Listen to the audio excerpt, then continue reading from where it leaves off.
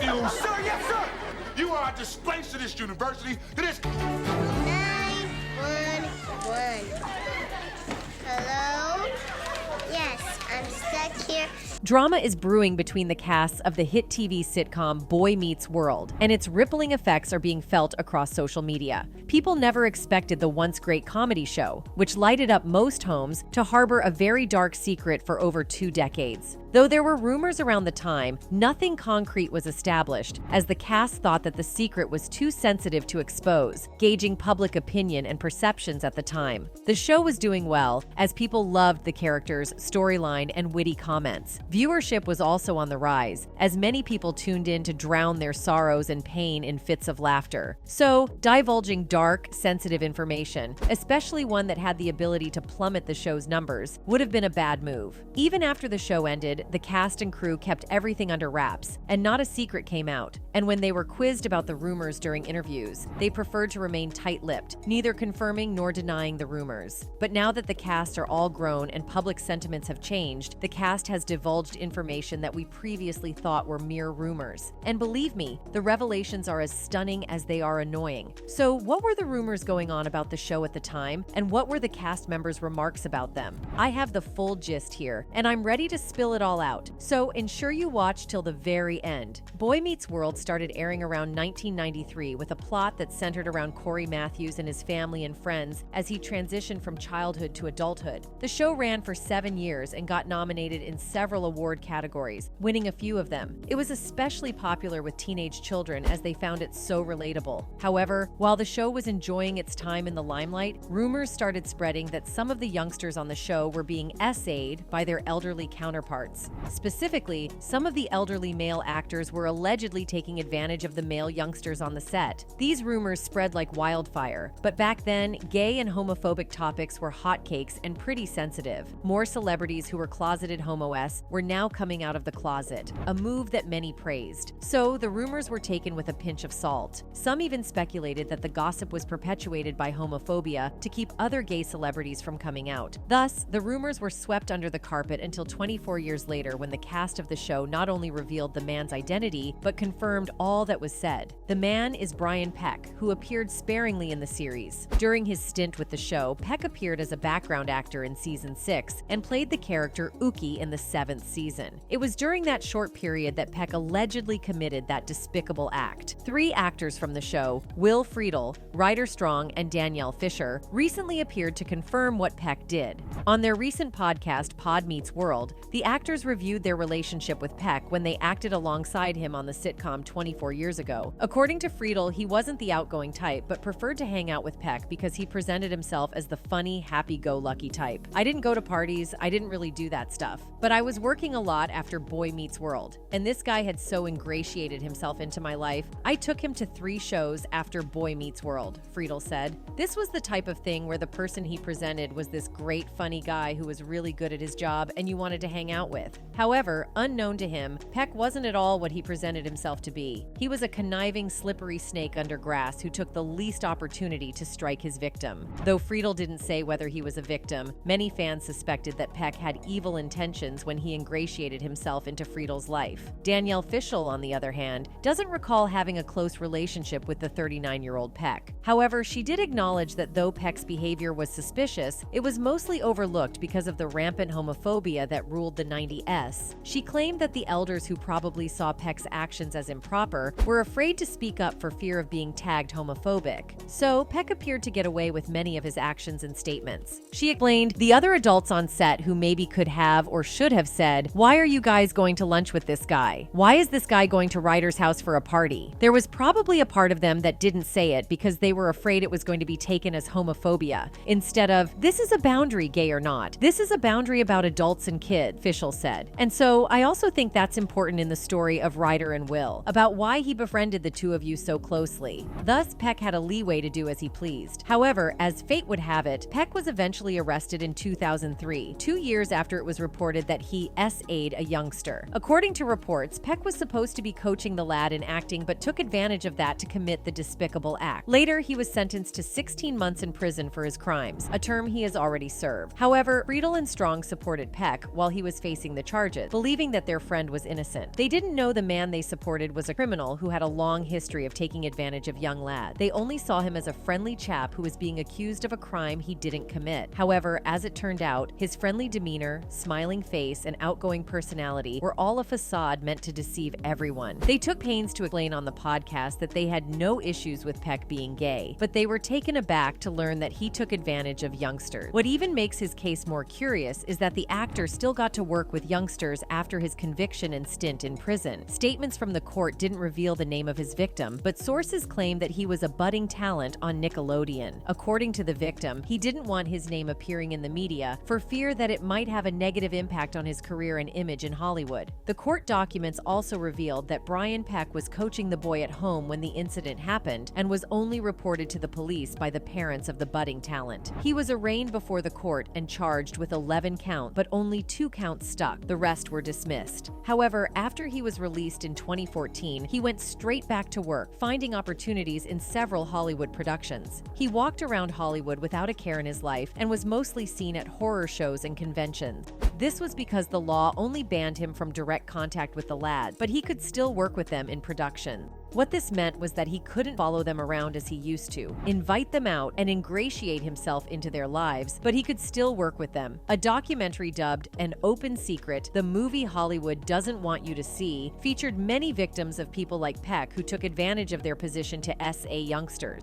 Peck himself was mentioned in that documentary, though his victim didn't agree to an interview, probably to protect his name and image. A quick glance through the IMDb page of the acting coach reveals a grim picture. The actor has been working with youngsters since his conviction. He also worked on big-budget productions such as X-Men and X-Men 2 with Bryan Singer, another man who has faced similar charges for taking advantage of youngsters, but more on that later. The convicted acting coach also appeared on X-Men 1.5 DVD commentary and is also credited on the Disney show The Sweet Life of Zack and Cody from 2006 to 2007. In 2009, the convicted criminal landed the role of a teacher in the horror movie Quarantine set in a high school. In 2010, Peck found work in the children's movie Jack and the Beanstalk as a dialogue coach. Later, in 2012, Peck was employed as a dialogue coach on 22 episodes of the Charlie Sheen series Anger Management. Interestingly, Peck appeared to be great friends with the comedy actor. In an interview with the website Love Horror, Peck waxed lyrical about his friendship with Charlie Sheen. He told the interviewer, "Currently, I am working with Charlie Sheen as a dialogue coach on his new sitcom Anger Management. We are having a blast, and I adore Charlie." However, it isn't clear whether all his employers knew of his dark deeds before giving him employment, or if they just turned a blind eye. Many fans believe the latter because Brian Peck's information isn't highly classified. Rather, it is easily available and accessible. A quick search on any internet search engine would reveal his rap sheet. Curiously, his IMDb description lists him as a criminal who has served time for violating people put under his care. So it appears the producers may have overlooked it and still gave him work, especially around youngsters. A few fans can't help but think that Peck's talents are unmatched, and thus he's probably the best at his job. Perhaps he is, as he is the only actor to have featured in all the parts of the horror movie The Living Dead. He is a fan of the horror genre and has been photographed frequenting many horror shows. In 2015, the Daily Mail Online captured the actor heading to a Hollywood costume shop, Monster A Go Go, for a sit-down interview with the horror niche magazine Gore Noir. One fan of the horror genre who frequently sees the actor at various conventions spoke to the Daily Mail Online and described him as a cult figure. He's a cult figure. I know that he does horror conventions like Monsterpalooza at the Burbank Hilton. That's really what he talked about the most, autographs and such for Return of the Living Dead.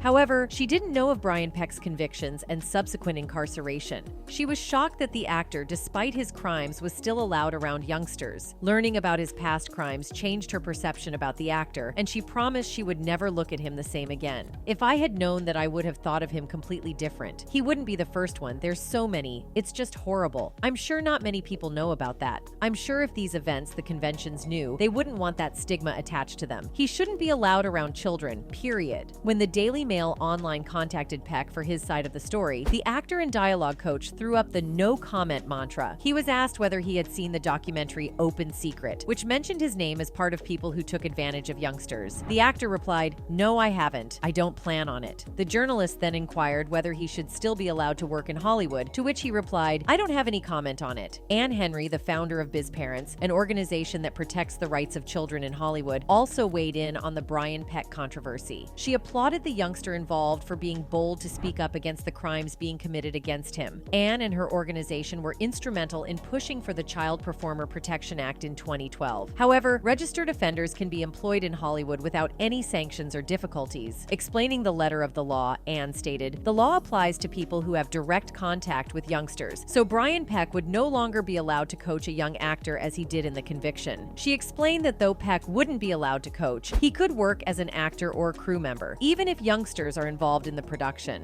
However, he could only do so when the parents of the youngsters were around. She continued, "In California, there's another law that the parents must be in sight or sound of the youngster at all times on set. He's still allowed to work on sets with children on them because crews are exempt from checks and because the parents are supposed to be there. That's the safety net." However, Anne stated that if she had her own way, people like Peck would be completely kicked out of the industry, indicating that the present regulations weren't enough to deter offenders. "For me as a mom, I'm horrified that he's allowed to work in our industry at all. I don't care where he goes, but he shouldn't be in our industry." Many fans thought that Hollywood should take stringent measures to protect children who work there. They explained that the industry has benefited immensely from the participation of youngsters, so it should be able to keep them safe from predators. They thought that the best way to deal with the menace was for Hollywood to crack the whip whenever a member committed crimes against youngsters, a sentiment that Anne seems to share. She said, "I wish that Hollywood had more moral fiber and would police itself and not allow people with those kinds of criminal records to work." She even insinuated that some producers in Hollywood were enabling Peck's horrid behavior as they gave him jobs that were easy to land. He was an actor and then became a dialogue coach. It's the person who gets the kids ready and makes sure their lines are together. It's the kind of job title you might give a friend you were trying to give employment to. Sadly, Hollywood appears to be covering up such bad behaviors, as it has done little or nothing to help protect youngsters in the industry.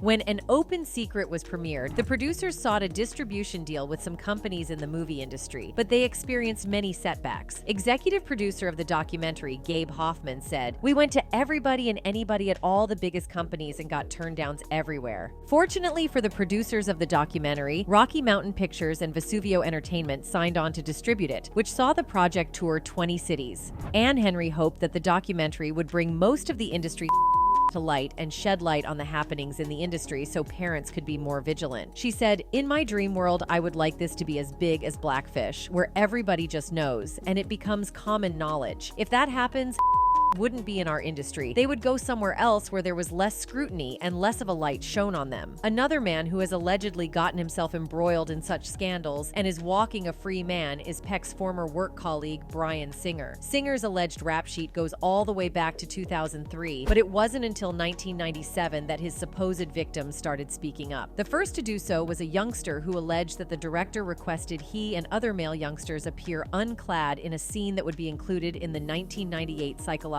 thriller film Apt Pupil. Two other youngsters also corroborated the story and filed a civil lawsuit against Singer. The youngsters sued the director for negligence, invasion of privacy, and infliction of emotional harm. Sadly, it is difficult to establish how the case was settled. Some sources claim that the case was thrown out of court for lack of sufficient evidence, while other sources indicate that Singer settled the boys out of court for an undisclosed sum. Now, this is around 1997, so it would be almost impossible to know exactly what transpired. However, in 2014, his crimes apparently caught up with him as he was sued for SA, this time by attorney Jeff Herman. According to the suit, Singer put substances in actor Mike Egan's drinks and forced himself on him. The suit narrated that the two met at several parties in Hawaii organized by another convicted violator, Mark Collins Rector. As usual, the notable movie director denied the accusations, calling it completely false. After a few back and forths, Mike Egan withdrew the case in late August. As usual, many critics and fans went on the rampage, alleging that Egan might have received some form of settlement from Singer, resulting in the withdrawal of the case. However, Singer's defenders and fans also claimed that Egan's accusations were unfounded and baseless, especially when his lawyer proved that he wasn't in Hawaii at the time that Egan claimed the despicable act took place. They claimed that Egan was a failed actor who saw an opportunity to hustle some money from Singer, and he took it. Singer's fans fans had little time to jubilate, though, as another lawsuit soon followed, this time from an unknown British man. The suit, filed by the same Jeff Herman who filed Egan's case, claimed that while singer and Hollywood producer Gary Goddard were in London for the premiere of Batman Returns, they met the victim with whom the three men became acquainted. Later, the two Hollywood giants met with the victim and they slept with him. However, the victim was a youngster at the time of the incident. Once again, social media warriors were up in arms against Bryan Singer and called for his arrest and prosecution.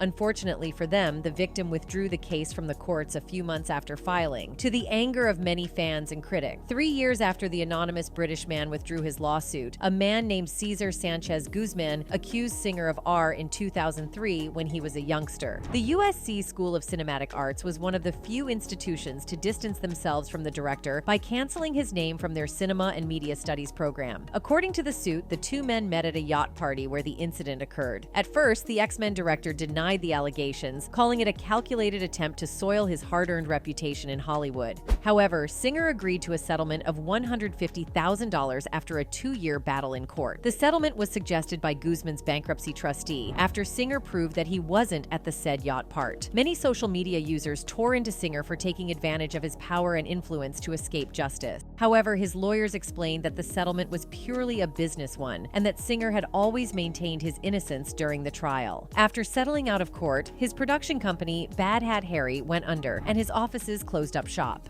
2 years later, Singer was back in the news again as an investigative report published in the Atlantic News magazine detailed the stories of 4 more men who were allegedly used by Singer when they were underage. The report also claimed that the reason Guzman had to settle was because Singer's lawyers had reported him to the IRS and the U.S. immigration officials. Once again, Singer denied the allegations these 4 men brought against him and instead labeled The Atlantic as homophobic. However, in the wake of the new allegations, GLAAD, who nominated Singer's film Bohemian Rhapsody for an award, removed the film from their nominations. This action by GLAAD received lots of public acclamation from institutions and individuals alike, expressing their satisfaction over the issue. Time's Up, an organization that offers support to victims of S-crimes, posted a message on Twitter that read, "The recent allegations regarding Bryan Singer's behavior are horrifying and must be taken seriously and investigated." Enamored by GLAAD's decision to remove Singer's film from their nominations, the British Academy of Film and Television Arts, BAFTA, decided against crediting Singer for his work on Bohemian Rhapsody. Soon, the film production and financing company Millennium Films removed Singer's Red Sonja from their slate of films, citing the allegations against him as the reason. Unlike Brian Peck, Singer has found work difficult to come across as he continues to suffer the effects of the allegations brought up against him since 1997.